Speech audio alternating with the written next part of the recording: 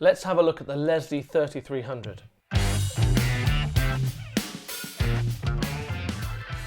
Good morning, good afternoon, good evening, wherever you are. Nick Foley UK here, and today we're going to have a quick run through the Leslie 3300 Mark 1.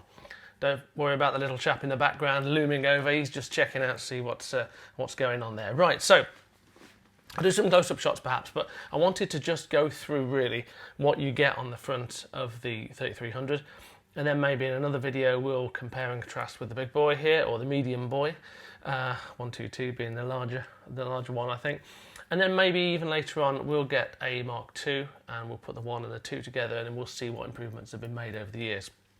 So this is a demonstration model that Hammond UK have lent me for a while, and I thought I'd quickly just go through and show you what you've got.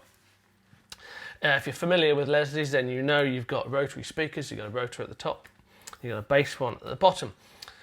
You've got a line input, 1/4 inch jack input, guitars, synths, clone wheels can go in.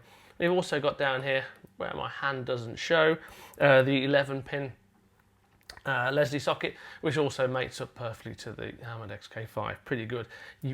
I can't tell the difference between the two in audio, not at all. But of course, when you've got the 11-pin in, the Leslie switches on when the Hammond switches on. If you know, then you know, but that's quite a nice little touch, I think. And also the fast-slow goes through there as well, right? So that's pretty cool. Okay, so we've got, just along the front, just so you know what we've got tube drive level, volume, master volume, tube mode, that goes from soft to hard. There is only one valve in there, but I guess that's kind of moving from an ECC82, which would be what's in here, nice and smooth and creamy, kind of gentle drive. And I suppose the hard is trying to sort of sound a little bit more like the ECC83 or the Marshall amps, you know, some of the cooler organ players used to go through and grind it in the 70s. A bass, middle, treble, and then you've got horn level and subwoofer volume as well. And that's quite nice because I think, I've read that there's not, people have wanted external bass bits to this, and maybe it was a bit lacking in the bass. I haven't got that at all at the moment, right? What I've got is the other way around. However, I'm not playing in a church hall environment, I'm not playing bass pedals, so it could be different requirements there, I don't know, but not getting that at all. Then you've got some fine adjustment with rise time, fall time, slow speed and fast speed. Haven't really messed with that. I would imagine that Hammond Suzuki have got one of these and they made it the same. I mean, why wouldn't they? Well, you know, there is a bit of adjustment you can make on these actually, to be fair, but not a lot on the top rotor.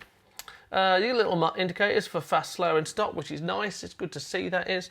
An 8-pin input and the fast, slow foot switch input. Okay. You can configure the Hammond to output either on the 11-pin or on the 1/4 inch.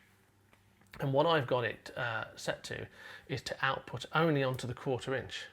However, the fast, slow is controlled by the half moon switch and output coming out of the Hammond organ. So basically you can disable the audio through the 11-pin and do the fast slow and have the audio go through the line input.